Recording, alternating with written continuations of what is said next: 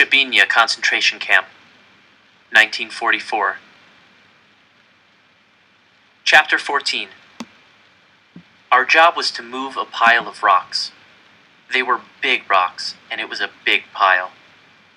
The rocks were heavy and rough, and we were given no wheelbarrows or gloves. The rocks had to be moved from one side of the assembly field to another, and the Nazis yelled at us and beat us if we were too slow, or if they thought we were carrying a rock that was too small for us. I put my arms around another stone and lifted, my back crying out in pain. The rock tore and scraped at my skin as I cradled it to my chest and staggered across the yard to dump it in the new pile. Then I did it again. And again. One of the other men stumbled and collapsed, and the guards fell on him with sticks and clubs. I hefted another rock and kept working while I tried not to let the Nazis see how afraid I was. They were like Amon Goeth's dogs. They could smell fear on you, and they liked nothing better than to attack when you were at your weakest. By midday, my arms and hands and chest were so raw and bruised I couldn't have gone on. But by then we were finished. I would have dropped to the ground, but I knew I would just be beaten for it. So I stood with the others, wobbling on my shaking legs while I waited for the guards to tell us what new task awaited us. "Good," the SS officer in charge of us said.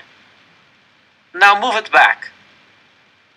I blinked, stupidly, not understanding at first.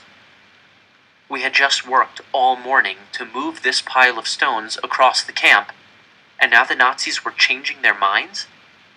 The other prisoners and I looked at one another to see if we had heard right. "I said move this pile back to where it was," the SS officer yelled. He moved through our group, hitting us with a stick until we moved. "You will move it to where it was, and then you will move it again. Now work!" Such was life at the Chibinnya concentration camp. I had been transferred there after a short time mining salt at Vielichka. Vielichka had been hard, but Chibinnya was worse, because at Chibinnya the Nazis played games. The Nazis were making us work just to work. This was all a game to them, like a hand of cards or a soccer match.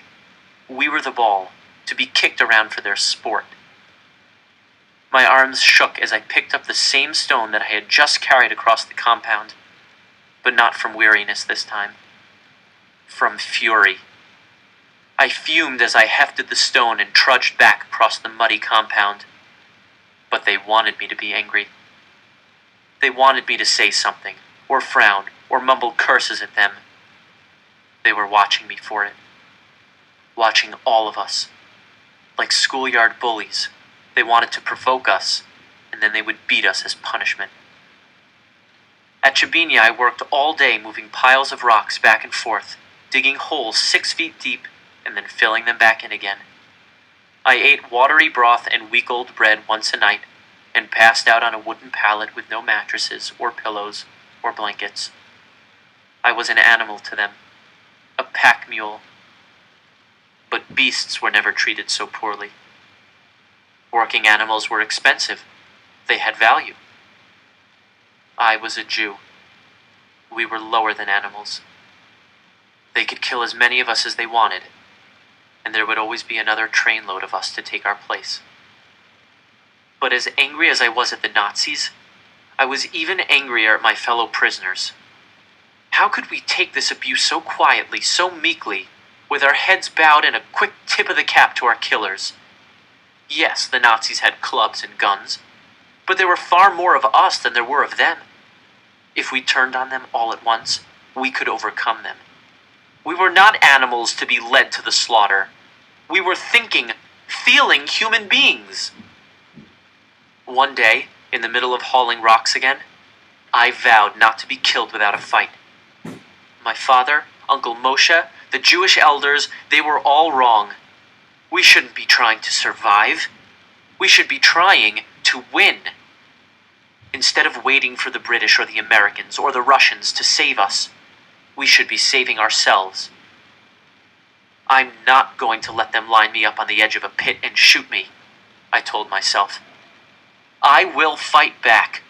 I will kick the Nazis in the shins. I will run. I won't go like a sheep to the slaughter.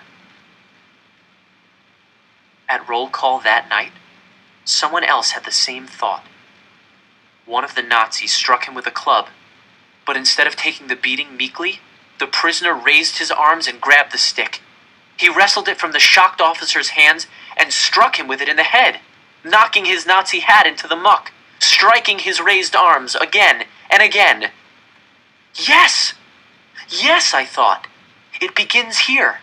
Together we can take them all. I looked around anxiously to see if anyone else felt as I did, if anyone else would take up the charge. But everyone had their heads down. No! This was our chance. If we fought together... Crack! I jumped at the sound. With the fiery spark of a pistol, it was all over. The prisoner who had fought back crumpled to the ground, dead from a bullet to the brain, and the assaulted officer was hurried away from the assembly grounds. The camp soldiers appeared in force around the edges of our lines, pointing rifles at us, and the camp commandant hurried out from his cozy office.